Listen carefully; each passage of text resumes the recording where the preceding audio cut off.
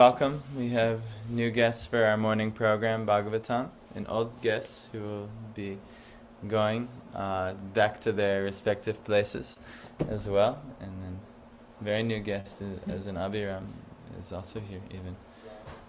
So don't mind that.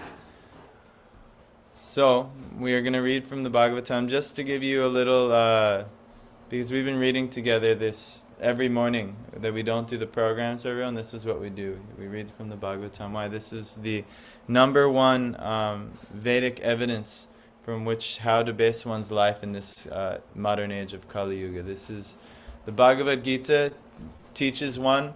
The final conclusion is what? What do you guys think from what you've heard of Bhagavad Gita? What's the main teaching of Bhagavad Gita? Surrender to who?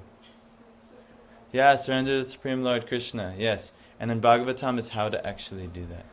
Krishna says, yes, surrender unto me, but it doesn't tell you exactly how to do it. Bhagavatam is very comprehensively teaches you the step-by-step process of surrender.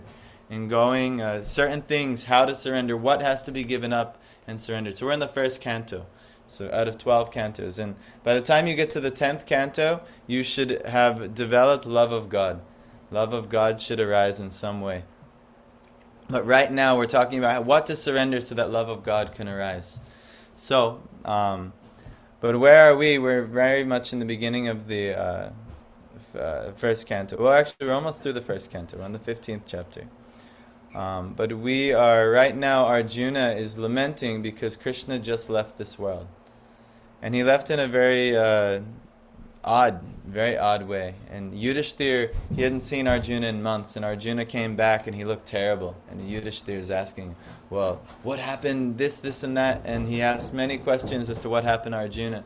And then eventually, Yudhishthir got bad omens. He got foretold things from Narada that when Krishna leaves this world, it'll be time for you also to pack up and leave this world. So now he's realizing what's happening, and Arjuna comes back distressed. So now it's a conversation between Yudhishthir and Arjuna. That's where we are in the 15th chapter of the first canto. So, why don't we read this? And it's a short purport, so then I can remember to do the Mangala Charna. So the last verse we read was, O Emperor, now I am separated from my friend and dear most well-wished, the Supreme Personality of Godhead, and therefore my heart appears to be void of everything. In his absence I have been defeated by a number of infidel cowherd men while I was guarding the bodies of all the wives of Krishna. So Arjuna, he noticed once Krishna left, all his power went with him. Arjuna was like the greatest warrior in the world. He's defeating demigods, doing incredible things. Mahabharat's explaining many things. Then, but when Krishna leaves, then Arjuna gets beat by a bunch of, a gang of cowherd men. And they steal all of Krishna's wives on Arjuna's order. Now, this is also in the Puranas. It was mentioned that this is the result of a curse of Krishna's wives in the previous life, but ultimately Krishna himself took the form of these cowherd men, and he stole his own wives back. But this is another revelation. But from Arjuna's vantage point, he just got defeated by a bunch of infidel cowherd men. But now, this is where we are. We read this actually last time. I have the very same Gandiva bow, same arrow, same chariot drawn by the horses, and I use them as the same Arjuna to whom the kings have offered their due respects. But in the absence of Lord Krishna, all of them at a moment's notice have become null and void. It's exactly like offering clarified butter on ashes, accumulating money with a magic wand, or sowing seeds on barren land. And we actually talked about everyone seems to make sense there except accumulating money with a magic wand. Because that actually seems nice. Like, wow, magic wand, money coming. This is, how is that? But actually we were talking about why everything is getting more expensive in the world. It's something called inflation. But why is there inflation? Because instead of a magic wand to accumulate more money, they're using a printing press to just print more and more money. And they're actually devaluing all the money. So if you use a magic wand to create wealth, same thing will happen. Everything will become devalued. This is a cheating system. About for maybe thousands of years. So anyhow, but this is what they do. So now, Rajang Stvayanu Rajam Stvayanu Suhridang na suhridpure Suhritam na suhritpure Vipra shapa vimudanang Vipra shapa vibhudana Nignatang mushtibirmita Vinata mushti virmita Varuning madirang pitva Varuni madiram pitva Madonmatita chetasam Madonmati cetasham Ajanatam ivanyonyang Ajanatam ivanyonya Chatu panchavasheshita Tu panchavaseshita Rajan, O king, Tvaya, by you, Anuprishtanam, as you inquired, Suhridam, of friends and relatives, Na, are, Suhrit, pure, in the city of Dwarka. Oh, Suhrit Pure, in the city of Dwarka. Vipra, the Brahmins. Shapa, by the curse of. Vimudanam, of the befooled. Nignatam, of the killed. Mushtibi, with bunches of sticks. Mita, among themselves. Varunim, fermented rice. Madiram, wine. Pitva, having drunk. Madon matita, being intoxicated. Chetasam, of that mental situation. Ajanatam, of the unrecognized. Eva, like. Anyonyam, one another. Chatu, 4. Pancha, 5. Avasheshita, now remaining. Okay. O king, since you have asked me about our friends and relatives in the city of Dwarka, I will inform you that all of them were cursed by the Brahmins, and as a result they all became intoxicated with wine made of putrefied rice, and fought amongst themselves with sticks, not even recognizing one another. Now all but 4 or 5 of them are dead and gone. So if you need to know a little backstory to this, in the 10th canto, this pastime is revealed. One of Krishna's sons, named Samba, he decided he was going to be a prankster. But also this is like a good lesson, because even if you're intimately related with Krishna, if you offend Vaishnavas, you'll be in deep trouble. And so what happened is, and also you can become very proud. This pride is the number one enemy of, it's said by Raghunath Das Goswami, it's like trickling donkey's urine on you, like showering in trickling donkey's urine, to hold pride. And this is actually our biggest problem, that we have pride. We think we're something we're not, and then we're very proud of what we're not, instead of understanding what we are and becoming very humble in realization of our infinitesimal nature in relation to God, in relation to Krishna. So anyway, Samba became proud of his position as the son of Krishna. And this is all Leela, Samba's a pure devotee actually. But just to teach us, Krishna arranges so many things. So Samba, he decided, I'm going to pull a prank on all the sages. All the great sages came and visited Dwarka. They often did. And Samba decided, him and a bunch of his buddies, they're going to, I think his cousins and friends, we're going to pull a prank on the sages. So he dressed up like a lady, and he put like an iron ball in his like a belly. It's like a pregnant woman. And he goes up to the sages, and he says, oh, sages, could you tell us what fruit will be born of this womb? Like this. And the sages, they know what's going on. They're like, what the hell is this? So they said, oh, the fruit will be the destruction of your dynasty. So then everyone got worried, like, oh, wait a second, we've made a mistake, And so the Brahmins, so what they did is they took the iron ball, and they ground it into powder, and they threw it in the ocean, thinking that might solve the problem. But actually, interestingly enough, that iron powder is going to be washed on shore and be instrumental in how they actually do end their dynasty.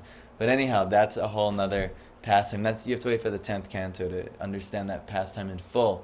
But I'll just give a little synopsis now. But basically what ended up happening is all of the Yadu dynasty, the associates of Krishna, they all killed each other in a fratricidal war, which is like, how the heck could that have happened to a bunch of Krishna's pure devotees? It's a good question. But also, even Krishna, he acknowledges the curses and things of this world. When Gandhari, after Mahabharat, Yudhishthir was afraid to go and greet Dhritarashtra and Gandhari because he felt they were going to be very angry at him. And actually he was. When Dhritarashtra was to hug Bhima, they did the iron Bhima instead because he was so angry he crushed the iron Bhima to like powder. So anyhow, Krishna went first and to kind of mitigate their anger and try and please them. But Gandhari, she's realized that you, Krishna, you orchestrate everything. You're the Supreme Personality of Godhead. Like even in our life, when bad things are happening, we could just be like, blame Krishna because like you're orchestrating all this stuff. This is totally your doing. Even though Krishna himself isn't so much, he's not so integral in what's happening in the material world. He's intoxicated with loving relationships in Goloka. Some expansion of Krishna is reaching us down and he's orchestrating, Vishnu is orchestrating the whole material world. So, anyhow, Gandhari ended up saying, Krishna, you could have stopped this. Why did you let this happen? And she got very angry. And she said, just like I lost my whole dynasty, you will also lose all of your dynasty. And she has all this ascetic power. So Krishna, he accepted the curse. And this is actually why this came to be. But it's all part of Krishna's Leela, because Krishna doesn't need himself or any of his devotees here in this world. He comes here just to serve us, actually, who are entrapped in this world. And he, like a transcendental roadshow, might go from one place to another place and put on a great festival or a great circus, and then they're off, and then they're gone. And so it's it's in our best interest to be, hey, where'd that show go?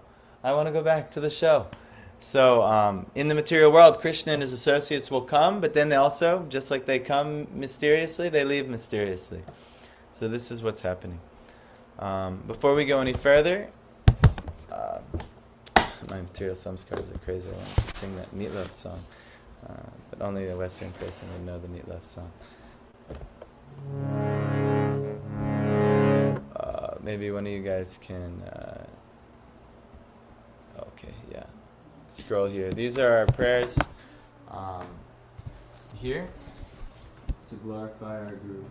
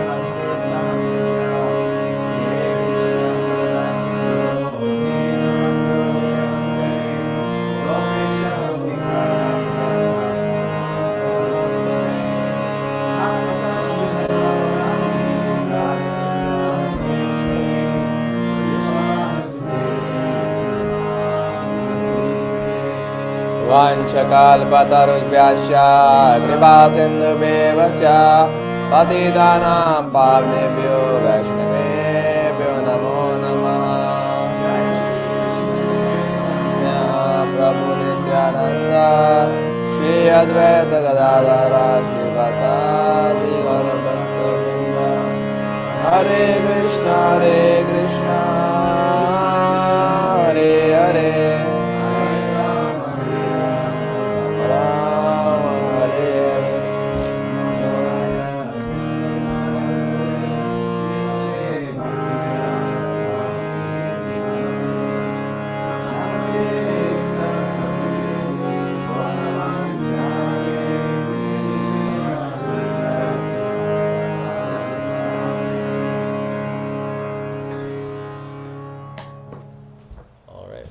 continue with our Bhagavatam reading, but just to kind of set the scene of what's happening, what are they talking about? So now they all killed each other, and Arjuna is revealing that to Yudhishthira, and so everyone's quite shocked, and we'll continue.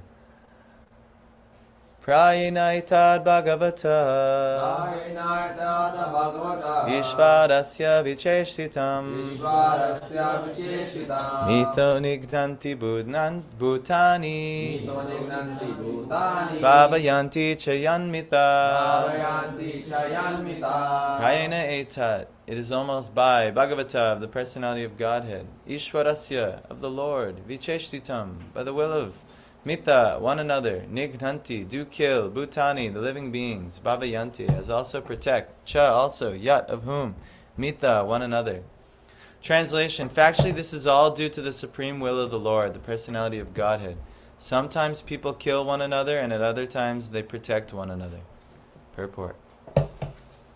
According to the anthropologists, there is nature's law of struggle for existence and survival of the fittest. But they do not know that behind the law of nature is the supreme direction of the supreme personality of Godhead. In the Bhagavad Gita, it is confirmed that the law of nature is executed under the direction of the Lord. Whenever, therefore, there is peace in the world, it must be known that it is due to the good will of the Lord. And when there is upheaval in the world, it is also due to the supreme will of the Lord. Not a blade of grass moves without the will of the Lord. Whenever, therefore, there is disobedience of the established rules enacted by the Lord, there is war between men and nations. The surest way to the path of peace, therefore, is dovetailing everything to the established rule of the Lord. The established rule is that whatever we do, whatever we eat, whatever we sacrifice, or whatever we give in charity, must be done to the full satisfaction of the Lord. No one should do anything, eat anything, sacrifice anything, or give anything in charity against the will of the Lord. Discretion is the better part of valor, and one must learn how to discriminate between actions which may be pleasing to the Lord and those which may not be pleasing to the Lord. An action is thus judged by the Lord's pleasure or displeasure. There is no room for personal whims. We must always be guided by the pleasure of the Lord. Such action is called Yoga Karmasu Koshalam, Bhagavad Gita 250, or actions performed which are linked with the Supreme Lord. That is the art of doing a thing perfectly. So ultimately, the Lord, He's orchestrating everything. Sometimes people are killing one another, and other times they protect. I actually was late for the morning program this morning because some devotee I knew, he was wondering, why, he wrote on Facebook, why I can't reconcile how Prabhupada could say here that the Lord has nothing to do with war and all the calamities of this, but everyone always says this thing, that everything's happening due to the direction of the Lord. And I kind of was like, oh, this is interesting. I was just thinking about him because I read that last night. Yes. When you were reading it. Yes. So I could share this with him. But I ended up taking some time and sorting it out. Well, first of all, Krishna's here in this place and he's enjoying eternally. And then he has a bunch of expansions which leads you down to the material world. But basically, there's a set of laws of this world. It's very stringent. And the only way you can maybe bend the laws, and it's not you bending it, the Lord can bend the laws when you approach the Lord. Otherwise, you have to follow the laws of what? Karma. What you do will have a consequence. Be very stringent. Understand what you do. If you understand that the Lord Himself has desires and you act in that way, then it's different. Okay. He says, Sarva Dharman Pritya Jamamekam Sharanam Vraja. Aham tvam sarva papi vimokshi shami masuchaha. That means surrender everything and abandon all dharma and just surrender unto me. I will just surrender unto me. I will mitigate any sinful reactions coming to you. So only the Lord can mitigate these sinful reactions to karma. Otherwise, you have to follow the laws of karma. What you do will be the result. And what you have now is the result of what has been done in the past. That's it. It's simple, actually. A lot of times we might, woe is me, woe is me. Yes, woe is the way I am acting that has brought me this. That's the only woe is woe is really us, how we approach the world. There is no woe to the circumstances, actually, because these circumstances are perfectly just. But By the nature of being in this world, sometimes people kill one another and other times they protect one another. That is the nature, you know. We see right now in the US there's all kinds of political talks between, you know, right now they're trying to act as friends, and then just a few months earlier the two sides were killing each other, you know, and this is, you know, this is how it works in the material world. If you really don't like it, and you shouldn't like it, no, the material world is not a place for a gentleman, actually. This has been, you know, the material world is considered like the bathroom. You go to the bathroom, you do your business, and you get out of the bathroom. You don't go to the bathroom and then, you know, oh, I'd like to build a house here. Maybe I'll raise a family in the bathroom. You know, like, maybe if you're like a centipede or a cockroach or something, maybe you'll do like that. But no one would be like, oh, I want to build my, especially, did you ever go to a public bathroom in India? Yes. Public bathrooms in India. Yes. Holy crap. You know, it is, you know, you definitely know you don't want to be there. Here, you know, they have a janitor, they clean up everything, you know. Some in India, I've seen in ISKCON Vrindavan they have that. But other than that, you know, like public bathroom in India, you know, definitely don't want to be here. But the material world is comparable to the public bathroom in India. It is a brutal place filled with all kinds of suffering. And unless ultimately you approach the Lord, it's gonna stink. It's gonna, you know, be filled with all kinds of unpleasurable activities until you work your way out of this. And it's not you. It's up to the Lord whether you are, you know. Okay, you're free. Come, let's go. So, what looks like, oh my God, this was just a fratricidal bloodbath, blood war. On the level of bodies and from the level of our vantage point, it might look like that. But from the level of the soul and their relation to the Lord, the road show is moving on. And here, we'll go out with this weird, wild trick, you know. And it looks from one angle, this is how it is, but what's actually happening on the soul? You know, the soul cannot slay nor be slain. This is a teaching of Bhagavad Gita. So what's really happening? You know, COVID-19, everyone's dying. Oh my God, what's really happening? Actually. But this, it takes a higher vision. Did we read this one? Yes. Okay. Jaloka sangjale yadvan Mahanto dantyaniyasa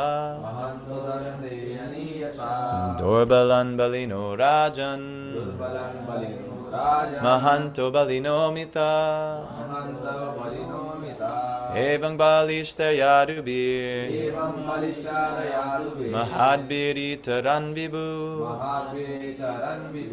Yadun yadubir anyonyang Bubaran sanjaharaha Jalokasam of the aquatics, Jale in the water, Yadvat as it is, Mahanta the larger one, Adanti swallows, Aniyasa smaller ones, Dorbalan the weak, Balina the stronger, Rajan O king, Mahanta the strongest, Balina less strong, Mitha in a duel, Evam thus, Balishtai by the strongest, Yadubi by the descendants of Yadu, Mahadbi one who has greater strength, Itaran, the common ones, Vibhu, the Supreme Personality of Godhead, Yadun, all the Yadus, Yadubi, by the Yadus, Anyonyam, among one another, Bhubaran, the burden of the world, Sanjahara, has unloaded, in the past. O king, as in the ocean, the bigger and stronger aquatics swallow up the smaller and weaker ones, so also the Supreme Personality of Godhead, to lighten the burden of the earth, has engaged the stronger Yadu to kill the weaker, and the bigger Yadu to kill the smaller. Purport. In the material world, the struggle for existence and survival of the fittest are laws, because in the material world there is disparity between conditioned souls due to everyone's desire to lord it over the material resources. This very mentality of lording it over the material nature is the root cause of conditioned life.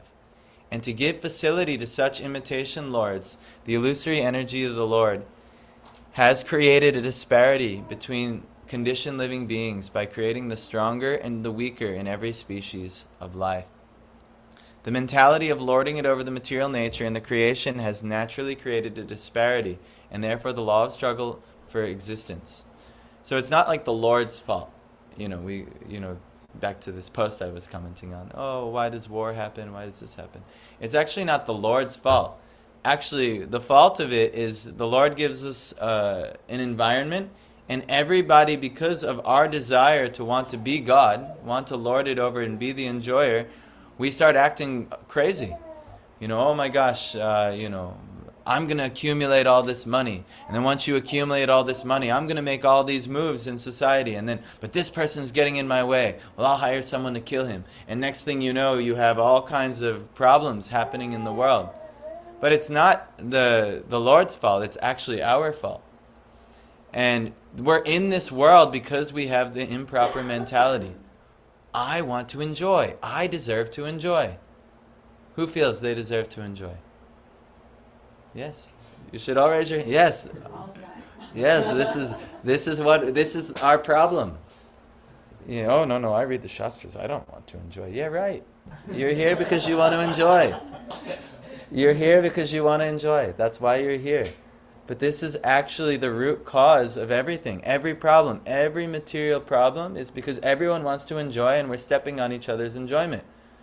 The strong wants to enjoy the weak. Yes, I want to have many servants in this world. But guess what? The servants might not like that you're trying to dominate them. Yes? And so on. This is happening like this. So the struggle for existence. In the spiritual world, there is no struggle for existence because everyone there exists eternally. There is no disparity because everyone wants to render service to the Supreme Lord. And no one wants to imitate the Lord in becoming the beneficiary. So you see the paradigm shift. Instead of, I want to enjoy, I want to serve. I want you to be the enjoyer. Completely different. Instead of, I'm the enjoyer, serve me. You're the enjoyer, let me serve you. So the devotee, in doing everything to serve the Lord, they become freed. Almost immediately, if one actually, within the heart, has the transformation towards bhakti, wanting to genuinely serve the Lord, two things arise immediately. Kleshagni, removal of all material miseries. All material miseries removed. Kleshagni and Shubdada, all good qualities come. Immediately, an actual bhakti arising in the heart. Now the thing is, so I've been practicing bhakti for many years, I still have all kinds of material struggles. Yes, because you actually haven't been practicing bhakti for many years. You've been doing some type of mixed bhakti for many years. Until material miseries have finished, and until all good qualities have arisen in you, real bhakti has not arisen as of yet. There's still some material motivation guiding your bhakti. Yes, Krishna, I'm worshipping you every day because please make me enjoy. It's counterintuitive. Let me do activity to please you so that I may enjoy. Right? They're like two opposite ends of the spectrum. Instead of caring about your enjoyment, I care about my enjoyment. So I'm here for my best interest. Carry on. It won't give us the result we're looking for though. It's counterintuitive. So really, we have to try to understand how can Krishna enjoy and let me do that thing. And know that that's ultimately, first, even selfishly, even if because we're all here because we're selfish in this material world, that's in our best interest to learn how to serve. But then ultimately what ends up happening is that the service becomes so sweet and you don't want anything else other than that. You don't want to do anything else other than service. I heard a cute conversation. I was chanting my Gayatri last night. And Tulsi's friend called him from the new temple he's staying at in Pittsburgh. And what was his name? Anil Govinda Prabhu. And I was hearing a cute conversation between Anil Govinda Prabhu and Madhav in the kitchen. And Anil Govinda was saying, how he wants to serve, how can I serve you? And Madhav's like, no, I want to serve you. And this thing is like they're having like a little play fight of wanting to serve each other. And this is very nice, actually. But this is actually like the mood. And who knows whether everyone really means it. Yes, Prabhu, I want to serve you. Yes, Prabhu, I want to serve you. Do we really want to serve, or is it maybe, that's a whole nother thing.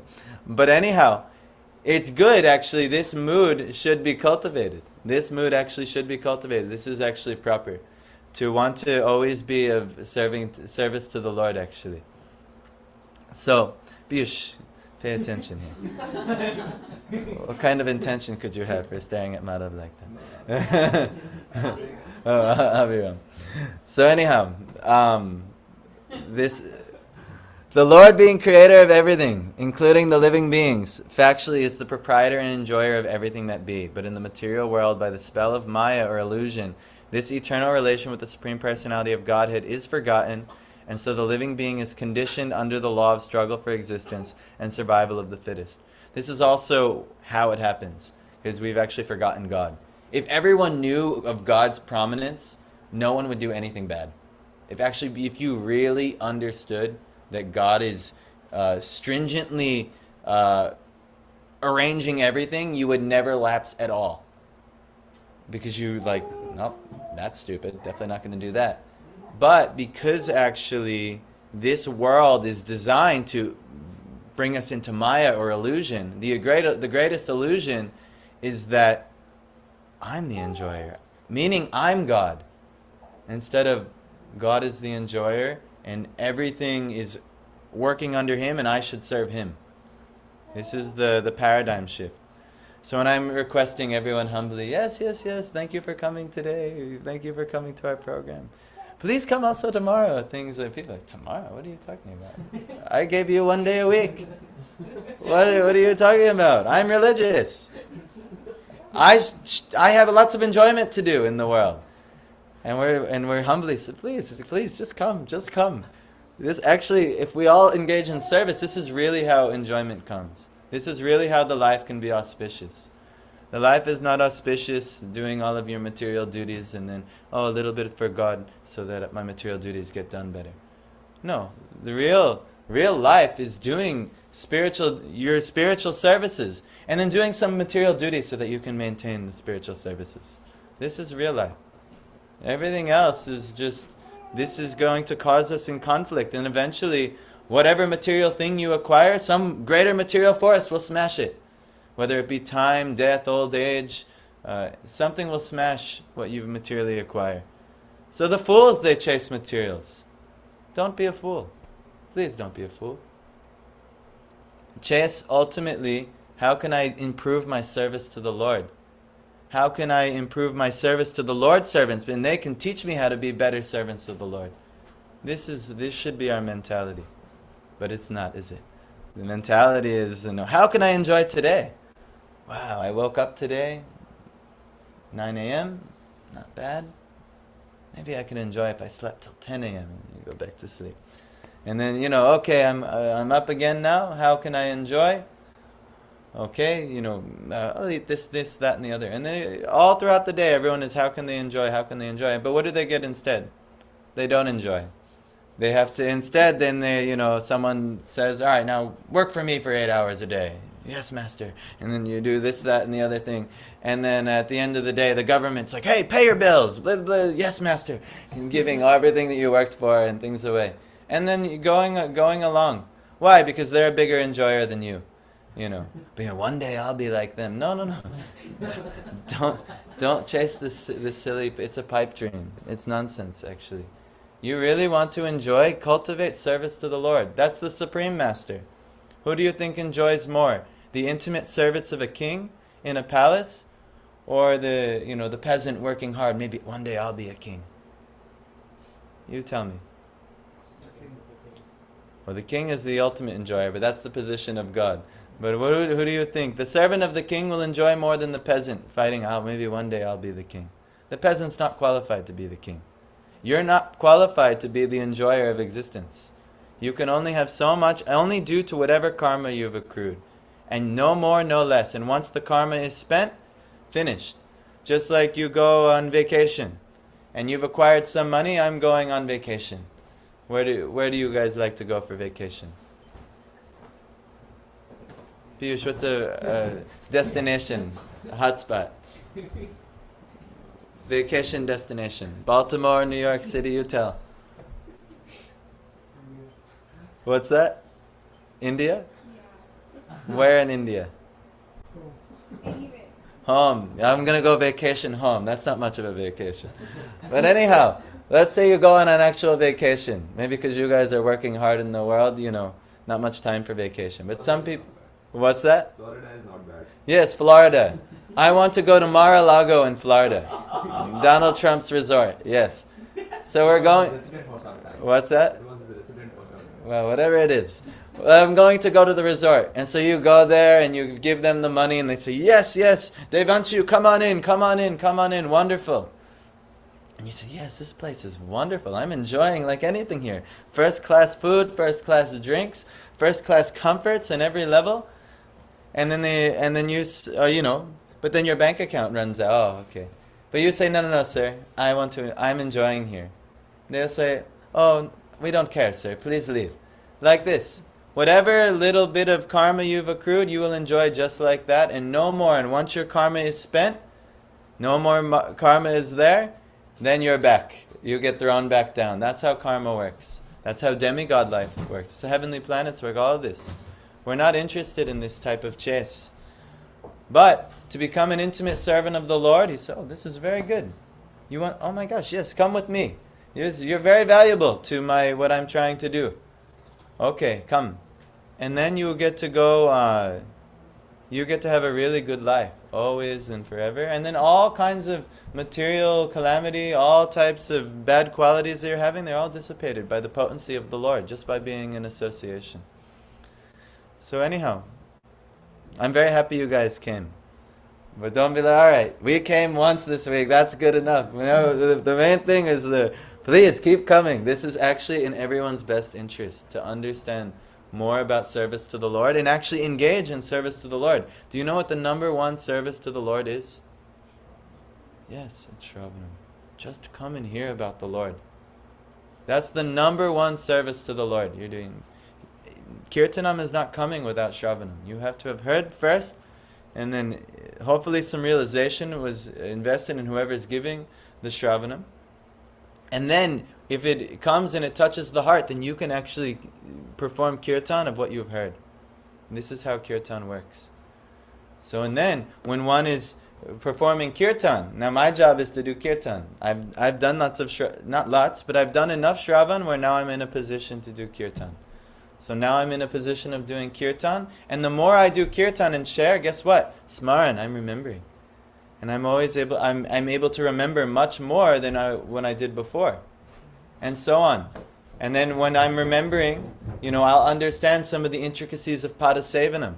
We were talking about this last night in the class. Madhav was sharing about Prahlad, sharing the 9 processes of bhakti. So, and they will progressively, the more and more and more you practice these foundational processes, more bhakti is unlocked. So it is in everyone's best interest. There is no other interest in the material world. You're just going to get in a dog-eat-dog fight in the material world. That's all that's happening, actually. You're just getting implicated in a dog-eat-dog. Look, you guys are doing so many applications. And I've heard so many from you guys, right? Everyone doing applications right now? Is it not a very competitive dog-eat-dog type of thing? You slip up on one interview and that's finished and this, that, and the other? It's a very, very grueling process. We're not saying don't do it, you have to do it. I'm not saying yes. I actually personally won't say, but even if you really did invest everything into serving Krishna, he would take care of you, if you had such faith. But at the same time, we're not asking you to go from 0% to 100%. That's impossible. Like imagine, did you ever do like a box jump at the gym? You know this exercise? Disha, you work out? Yes. So there's this exercise where you jump from the ground to a box. But you can't ask someone to jump from this box to jump on the highest level box right away. So similarly in bhakti, we can't say, yes, surrender 100% right away. But maybe try the little baby jump first. And then when now you get strong, now you try the bigger jump. All right, my devotional muscles are getting stronger now. And then you try the bigger jump, and so on, and you keep making progression. So, you came last night. We said, very good, thank you for coming. Please come, no problem. No problem. Yes, good morning. No problem. We all just coexist here. Meditation center activities, everyone. No problem. Good morning. Yes. Thank you. Yes. I have yet another load. I come with lots of things. No problem. Yeah, if you need some. What's that? Need some help with that? Help. Yes. So Piyush will help you. That's very good. Just 3 things at the top. In the attic, Yes. Thank you so much. I appreciated my time. We really appreciate having you. Thank you so much. So, so this is what we are called to do, devotional service. Anything else, it will not satisfy, and you'll get implicated in karma, and you will get. It's not a pleasant system. Like we were saying, comparing to the bathroom. You know, why do a bunch of bathroom activities all day? You do these devotional activities. Be situated in the natural position of the soul, because the soul is naturally connected to God, and the soul should naturally serve God. So we humbly request you to come join us in this mission. Chant Radha Krishna, join our mission. That is all we beg of you. I don't forget what he's saying. Something chant and no misfortune cannot threaten you. So like this, everyone is in fearful situation in this world. Will I get the job? Will I be able to maintain? Will I be able to take care of my family? Will I, right? These are all worries we have, fears we have. No misfortune. You take care of the Lord, everything is taken care of. So an intelligent person, why would they do anything else? The only thing is that it takes some level of faith, some level of intelligence to understand God's position, and some realization. Someone who's realized God may have to show you. But once that's there, once you're shown, you have no excuse at this point. So please, every day we are here. I can't promise me and my wife will be here. It's not like, yes, we're fixed, you can come and find us anytime, because actually me and my wife are looking towards doing more time of the year in India and time here in the nice months, and we can share with others during this time. But guess what? We are here now. You can, whatever we have to offer, you can come get now. And then also, even when we're not here, we'll have devotees here who have been practicing, and you can all grow together. But this is the essence of life, is grow in your devotional life. Anything else, it's a useless endeavor, and it will cause just only so much suffering. And you'll get, whatever material thing acquires will eventually get overcome by another material force in due time. So if you want everything to get taken care of, and you're feeling the fear of, oh my God, how will this happen, and this be arranged, and this be arranged? Only the Lord can arrange everything nicely. When you're over here busy trying to repair, like a boat that's falling apart, all of a sudden a hole in the bottom of the boat goes open, and next thing you know, water's pulling up, and you're going, oh my God, and you look over here, you try to patch up the boat, shell out the water, and then another one thing opens up. That's the material world. You're over here working on your relationship. I'm having problems in my relationship. Boom, your job falls apart. Then you go over here, my job, how am I going to get this? Then this thing falls apart. And then this thing, and it's just one thing after another. The material world is like this. It all falls apart.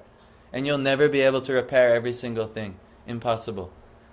Only thing you can rely on is, Lord, my boat is very bad here. Please, if you have some other boat, someone could save me, this would be very nice. The Lord and His devotees, they're offering this. Take the boat of the Lord's lotus feet. So this is why we're here. Thank you guys for joining. Tulsi, is this your last day? No, 2 more days. Okay. Even Tulsi don't know that. Yes, Tulsi doesn't even know when. And we'll see. Tulsi, if you're coming back to live here, you just let us know. But anyhow. No. Yeah. But you have your, you do. So, Grantharaj, Srimad Bhagavatam.